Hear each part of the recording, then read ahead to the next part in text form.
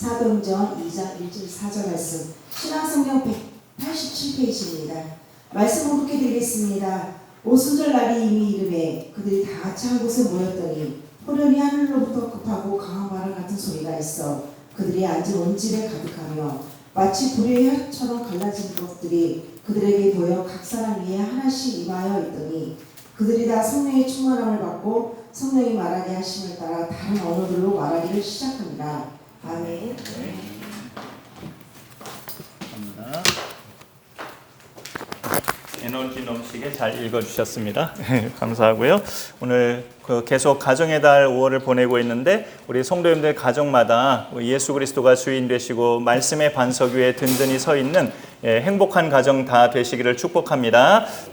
또 가끔 처음 들어본 말씀인데 주보가 2월 셋째 주일부터 이렇게 지금 틀로 개편이 되어져서 예전에 그 설교 유인물을 따로 이렇게 배부했을 때는 제 설교 원고 전체의 60%가 그 안에 있었어요. 그래서 여러분이 웬만큼 보시면 제가 말한 내용이 대부분 들어있는데 지금 여기 있는 요약본은 제 원고의 한 4분의 1 정도만 들어있는 거예요. 그래서 제가 웬만큼 말하는 것에서 없는 부분이 많기 때문에 여러분에게 좀 죄송하긴 하지만 또 제일 중요한 건 뼈대를 기억하는 거니까 그 부분에 있어서 또 이렇게 다른 부분은 이렇게 들어주시면서 또 중요한 그 뼈대에 해당하는 부분은 여기 같이 보시면서 그렇게 하면 좋겠습니다. 우리가 자동차의 기름이라든가 휴대폰 배터리의 그런 충전 상태라든가 이런 요소들은 뭐라고 할 수 있을까요? 그게 있느냐 없느냐에 따라서 기능을 하느냐 못하느냐라고 평가할 수도 있죠. 기름이 바닥난 상태에서 있던 자동차에 기름이 넉넉하게 채워지면 마음껏 달릴 수 있잖아요. 또 방전된 상태로 있던 배터리에 그 충전이 만땅이 되면 휴대폰도 안심하고 마음껏 사용할 수가 있죠. 우리의 믿음 생활에서 뭐가 그런 거에 해당이 될까 할 때 성령 충만이 답이에요. 오늘 말씀의 제목을 보면 다 성령의 충만함을 받고 라고 이렇게 되어 있는데 우리가 성령으로 충만한 상태가 되는 게 기름이 넉넉하게 채워진 자동차와 같고 충전이 100%가 된 배터리와 같아요. 그러면 여기서 우리가 오해하지 말아야 할 것은 많은 분들이 또 그런 오해도 했었는데 옛날에 그러면 성령님은 에너지, 파워, 힘 그런 게 성령님이구나 라고 우리가 생각하기 쉽다는 거죠.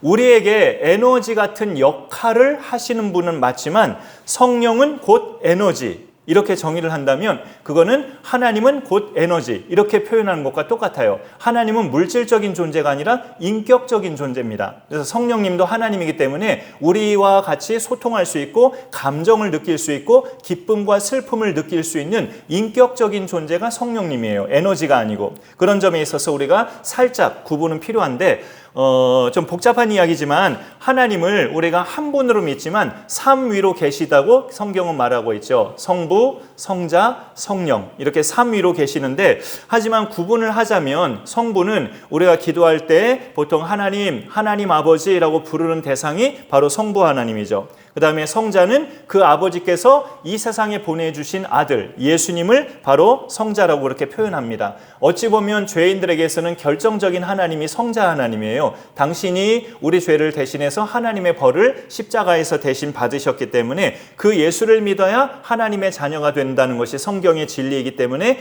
삼위 하나님 중에서 굳이 우리가 구분하자면 죄인들에게 가장 절대적인 하나님으로 또 우리가 생각할 수 있죠.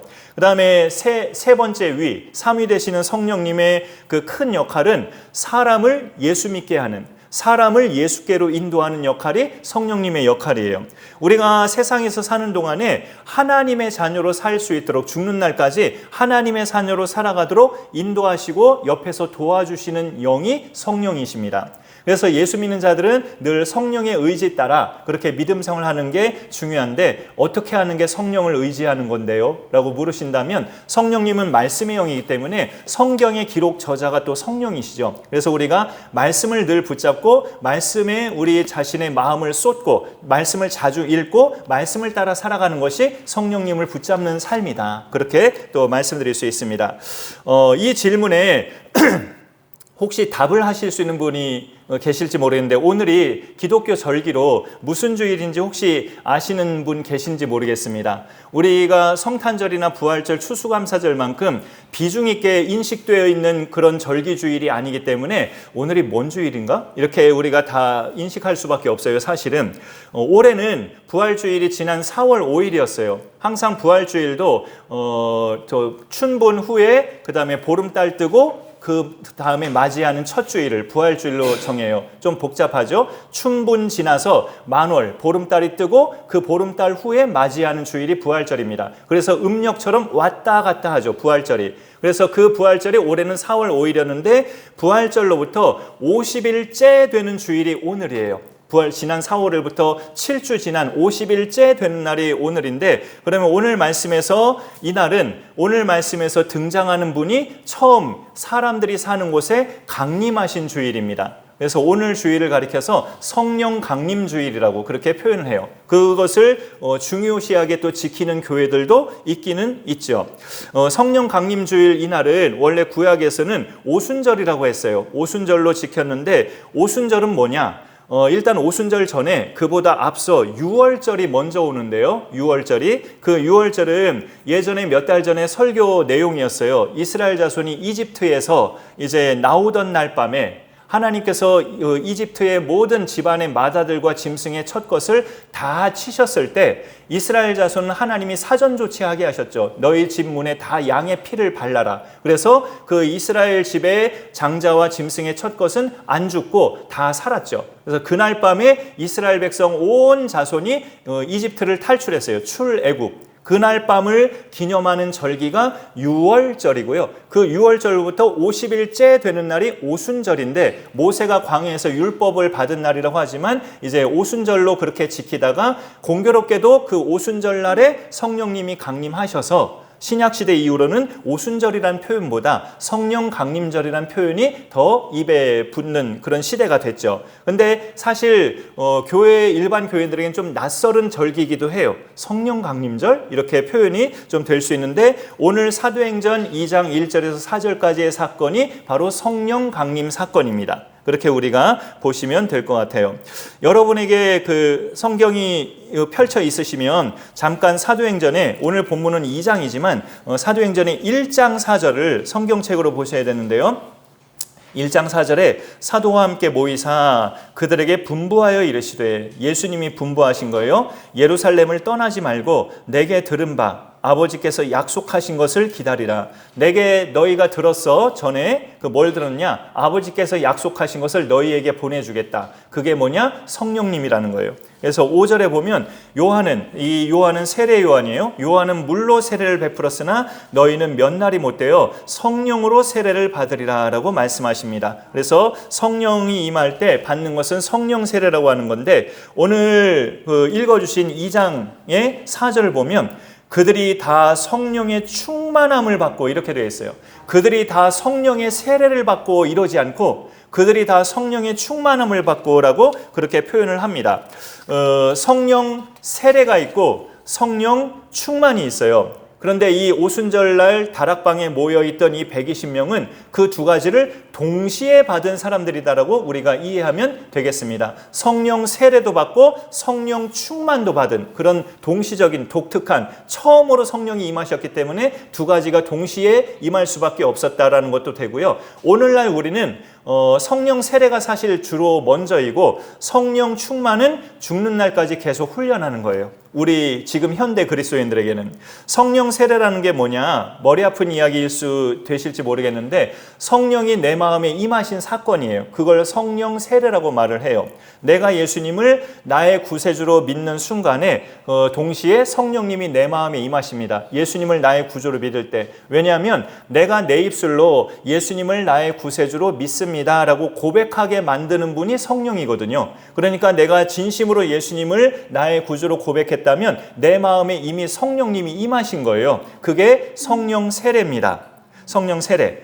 추가 말씀 오늘 한 6개 준비해 봤는데 그 중에 첫 번째 거 같이 한번 읽어보겠습니다. 자, 시작. 성령이 친히 우리의 영과 더불어 우리가 하나님의 자녀인 것을 증언하시나니.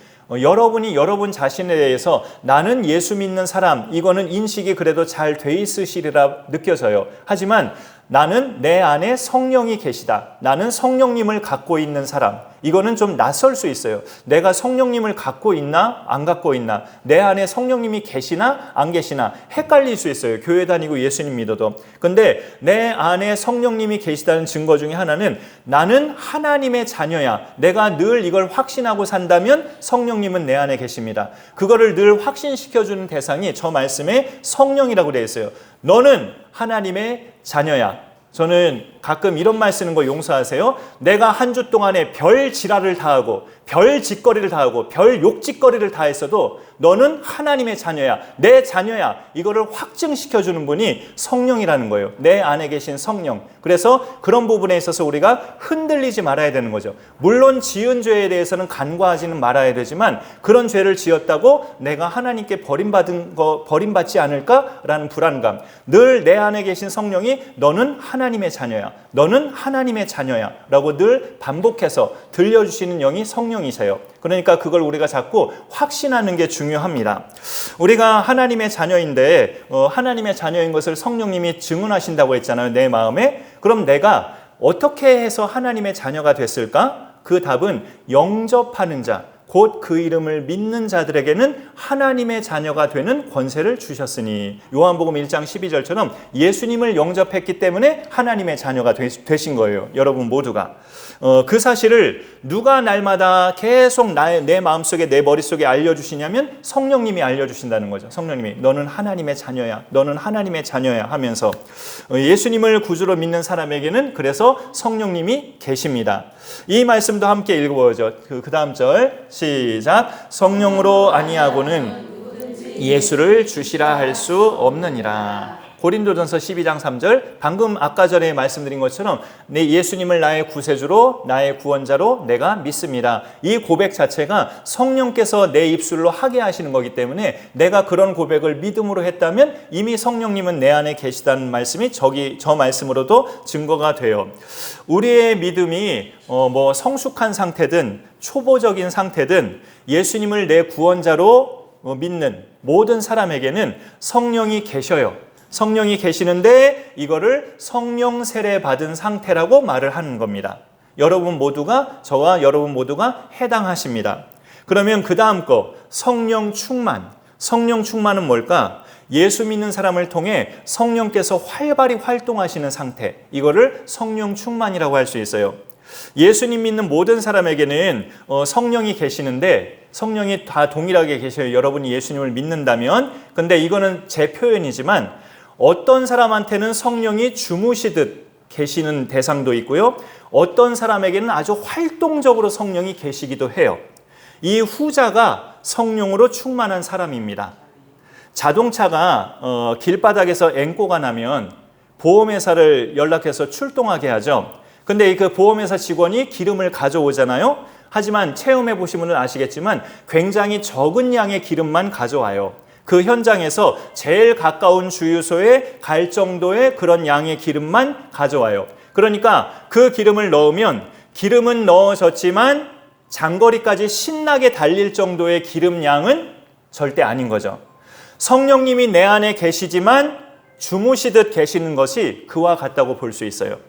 그러다가 이제 주유소에 가서 그 기름 만땅 아주 충분하게 채워 넣으면 그 차는 속초 저 밑에 지방까지 마음껏 달릴 수 있죠. 성령으로 충만한 상태가 그와 같다고 볼 수 있습니다.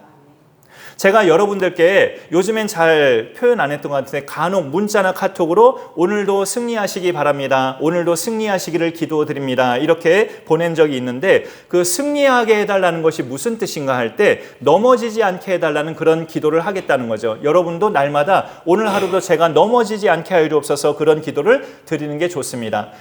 돌뿌리에 걸려 넘어지는 그런 넘어짐 말고요. 마귀에게 져서 넘어지는 걸 말해요. 우리가 마귀에게 져서 넘어지는 때는 언제냐면 시험에 들 때예요. 내 마음이 시험에 들 때. 그 시험에 든다는 거는 가벼운 예를 하나 든다면 누구 때문에 기분이 잡치는 것. 이게 가벼운 시험이고요. 무거운 시험을 예를 든다면 누구 때문에 교회 안 다니고 싶어지는 것. 나 저 사람 꼴보기 싫어서 교회 안 다니고 싶다. 이거는 큰 시험이고 누구 때문에 기분이 잡치는 것. 이거는 작은 시험이에요. 어쨌든 둘 다 시험입니다. 그런 시험에 넘어져 버리는 사람이 있고 안 넘어지고 이겨내는 사람이 있어요. 그 이겨내는 사람이 성령 충만한 사람이에요. 그런 시험에 내가 그까짓 거에 내 마음 상하랴? 그까짓 거에 내가 쓰러져? 내가 하나님의 자인데 그까짓 거에 내가 주저앉아? 하면서 이겨내는 사람이 성령 충만한 사람입니다. 마귀를 이기신 예수님, 우리의 죄와 사망의 문제를 해결하신 예수님이 내 주님이시기 때문에 시험에 들만한 순간이나 속이 뒤집어지는 그 순간에 나를 죄에서 구원하신 예수님 바라보면서 우리는 예수님으로 이겨낼 수 있는데 그게 승리하는 삶이에요. 누가 그런 삶을 더 잘 살아낼 수 있느냐? 성령으로 충만한 사람입니다.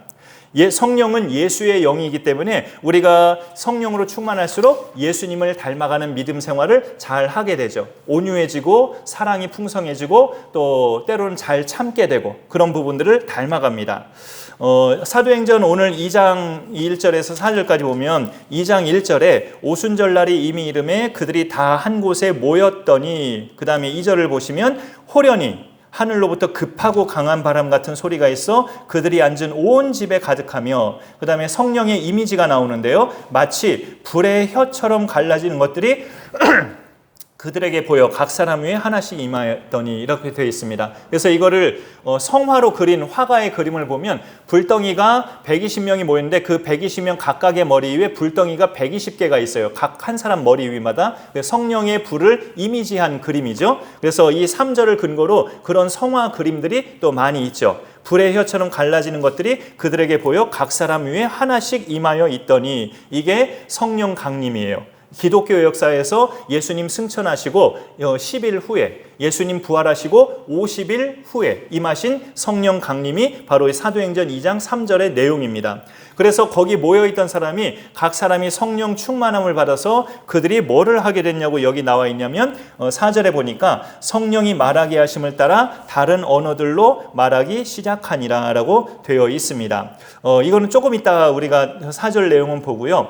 이렇게 성령이 강림하셨는데 성령이 인간이 사는 세상에 오셨다는 게 우리 믿는 자들에게 어떤 의미가 있을까 했을 때 예수님이 공생애 중에 십자가에 달려 돌아가시기 전에 제자들에게 성령이 오시면 너희가 이와 같이 될 것이다 라는 말씀도 몇 가지 하셨어요. 그 중에 하나 한번 또 그 다음 거 읽어보겠습니다.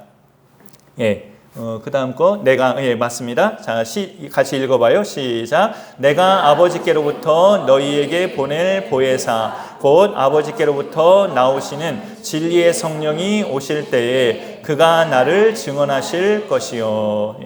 저 말씀이 조금 길지만 성령님이 이 세상에 오시면 그 성령님이 하실 일을 예수님이 살짝 끝에 말씀하셨어요. 뭘 하신대요, 성령님이?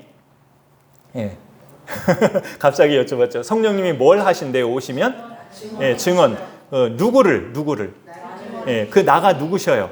예수님을 증언하시는 영이 성령님이세요. 그러니까 성령님이 오시면 그 성령님이 예수님을 증언한대요. 근데 성령님이 직접 증언하시는 게 아니고 예수 믿는 사람들을 통해서 증언하신다는 거예요. 그래서 제자들에게 그 말을 알려주시는 거예요. 너희가 성령을 받으면 너희 입을 통해서 그 성령님이 나를 증언하게 할 것이다. 너희 입은 나를 전하는 입이 될 것이다. 그 말을 하시는 거죠, 예수님이. 그래서 또 한 가지 그 다음 절 한번 또 읽어보겠습니다.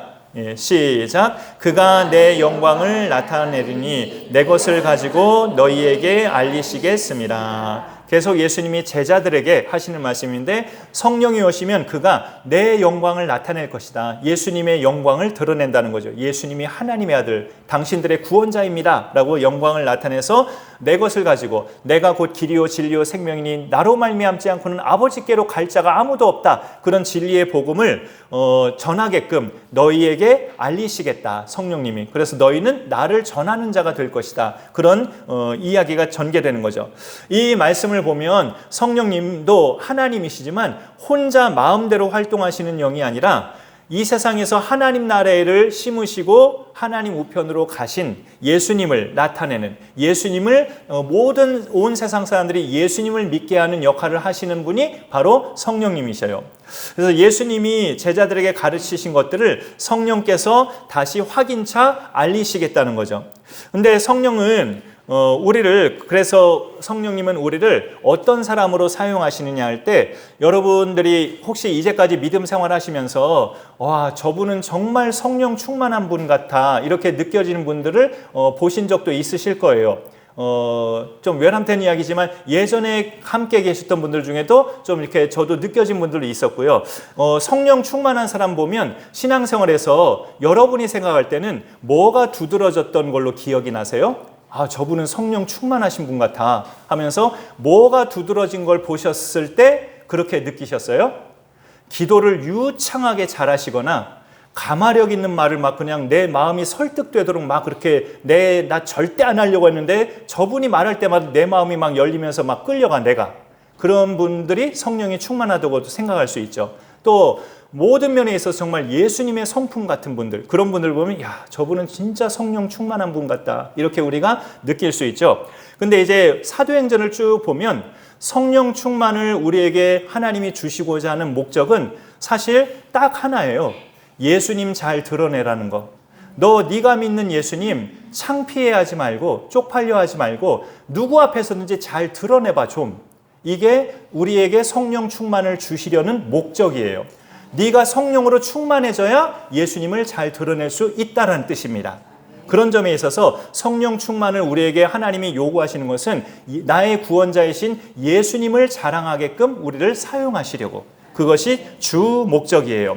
그래서 성령으로 충만해지면 기도가 유창하게 잘 되는구나, 방언이 터지는구나, 막 치유의 은사가 나타나서 병든 자도 고치는구나, 이런 부분도 부수적으로 있기는 있어요. 있기는 있지만 가장 주된 것은 죄인들의 구원자이신 예수님 자랑 잘하게 하는 목적이 성령 충만을 주시려는 목적이에요. 그래서 이 말씀 하나 또 보죠. 제일 핵심되는 말씀인데, 자, 사도행전 1장 8절 시작. 성령이 너희에게 임하시면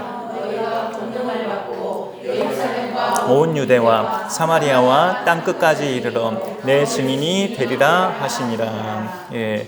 하나님께서 우리를 성령으로 충만하게 하시려는 가장 주된 목적은 땅끝까지 예수님의 증인으로 살라는 것. 이게 가장 주된 목적이에요. 예. 그래서 예수님을 전하되 담대하게 전하는 자가 되게 하는 것, 성령이 오신 목적은 바로 그 이유 때문입니다. 여기 사도행전 1장 8절도 우리가 눈으로 지금 확인해 봤지만, 오직 성령이 너희에게 임하시면 너희가 방언이 터지게 될 것이며 병든 자를 고치게 될 것이며 내가 행했던 기적들을 너희도 행하게 될 것이다. 그런 말씀이 있지 않아요. 물론 그렇기도 했어요. 제자들은 분명히 그 일도 했지만 저기 주된 말씀은 그런 말씀이 없어요. 성령이 임하시면 뭐가 되게 된대요? 내 증인, 예수님의 증인이 되리라고 그 말씀만 하셨어요. 땅끝까지 내 증인이 될 것이다. 그 말씀만 하셨지 방언이 터지게 될 것이다, 병든 자를 너희가 고치게 될 것이다, 내 능력을 너희도 행하게 될 것이다, 그걸 말씀하지 않고 내 증인이 될 것이다, 그것만 말씀하셨다고요. 그러니까 성령 충만의 주된 목적은 예수님 잘 전하게 하는 겁니다.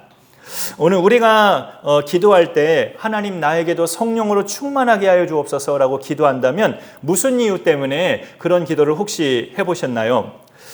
사도들과 예수님의 제자들, 또 세워진 7 집사들을 사도행전에서 보면 모두가 성령으로 충만한 사람들이었는데 그들 모두의 공통점은 오직 이거였어요. 나가서 담대하게 예수님을 전했다는 것. 마지막 추가 말씀 하나 더 보겠습니다. 시작. 빌기를 다음에 모인 곳이 진동하더니 무리가 다 성령이 충만하여 담대히 하나님의 말씀을 전하니라. 담대히 하나님의 말씀을 전하니라. 저 하나님의 말씀은 복음이에요. 복음은 예수의 죽으심과 부활하심입니다. 그거를 담대하게 전했다는 거예요. 오늘 사도행전 2장 4절 본문을 다시 보시면 다 성령의 충만함을 받고 성령이 말하게 하심을 따라 다른 언어들로 그 말하기 시작했다고 되어 있습니다. 일종의 방언이죠. 방언. 근데 이 방언은 방언들 중에서도, 방언 은사 받은 사람들 중에서도 이 세상 사람들이 쓰는 언어로 방언을 받는 경우도 있고, 이 세상 언어가 아닌 그냥 하나님의 어떤 다른 독특한 언어로 방언을 받는 사람이 있어요. 후자의 방언은 세상에 있는 언어가 아니죠. 그러니까 둘 중에 한 언어를 방언으로 받는데, 오순절날 120명 모였던 이 사람들은 이 세상 사람들이 쓰는 언어로 방언을 받은 거예요. 그거를 곧바로 알 수 있는 것이 성경책으로 보셔야 되는데요. 5절에 그때의 경건한 유대인들이 천하 각국으로부터 와서 예루살렘에 머물러 있더니, 오순절 명절 지키려고 예루살렘에 온 거예요. 성전이 있으니까. 6절에 보니까 이 소리가 나매, 무슨 소리예요? 4절 끝에 다른 언어들로 말하는 소리.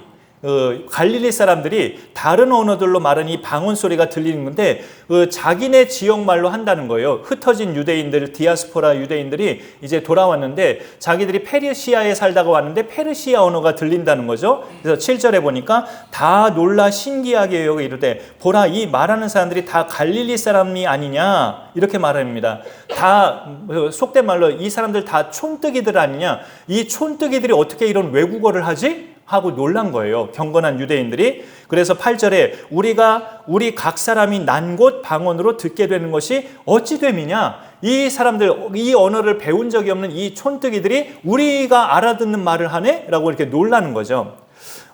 만약에 제가 러시아 말로 방언을 받았어요. 만약에 제가, 그러면은 우리나라 사람들은 제가 방언을 하는 줄로 알아들을 수 있겠죠. 하지만 고려인들, 러시아에 살고 있는 고려인들이 제가 러시아 말로 방언하면 제가 방언 받은 줄로 생각 안 하고, 저 사람은 러시아 말을 마스터했네, 이렇게 생각하겠죠.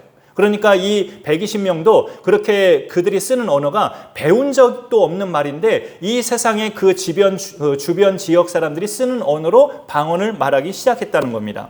그 의미는 뭘까요?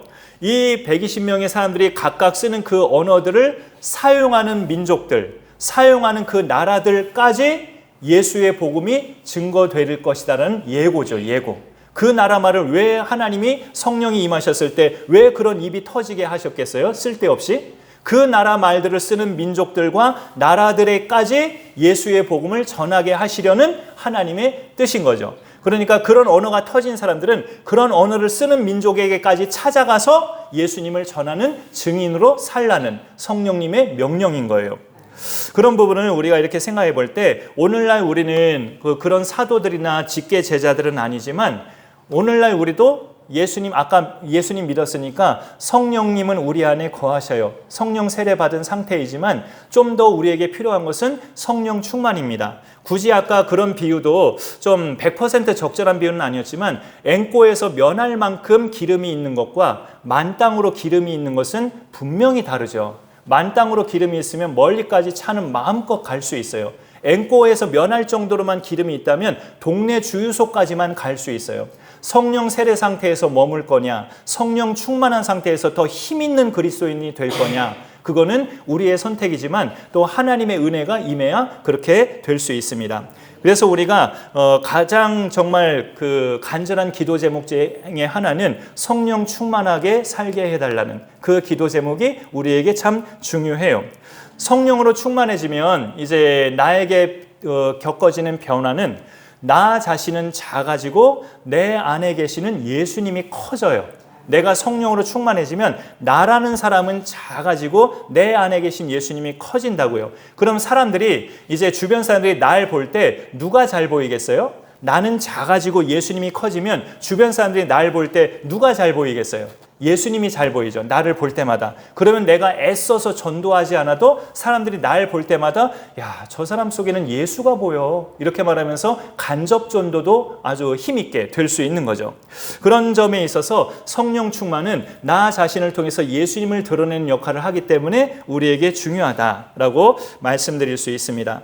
목적을 바르게 가지고 기도하면 하나님께서 응답해 주십니다. 하나님, 제가 기도를 술술 잘하고 싶습니다. 누군가의 병을 고쳐서 내 손을 얹을 때마다 그 사람의 병을 낫게 하는 그런 신유의 은사가 저에게도 있으면 좋겠습니다. 그런 목적으로 성령 충만을 구하는 게 아니라, 나를 구원하신 내가 믿는 예수님을 좀 나도 사람들에게 자랑하면서 살게 하여 주옵소서. 그런 하나님이 기뻐하시는 목적을 구하면 그 사람에게 하나님이 성령 충만을 허락해 주신다고요. 그런 기도, 그렇게 구하고 성령 그렇게 구해서 성령으로 충만해져서 일상에서 정말 예수님 자랑하는 것이 잘 되는 예수님을 자랑하는 일상이잖아요. 우리의 목표 중에 하나가 그 일상에서 정말 예수님 자랑하는 것이 잘 되는 게 신앙생활 잘하는 겁니다. 그런 멋진 믿음 생활의 또 성숙도가 우리 가운데 잘 이루어질 수 있기를 간절히 축복합니다. 네, 오늘 말씀 생각하면서 우리 성령이 오셨네 찬양 있는데 같이 한번 부르고 봉헌하도록 하겠습니다.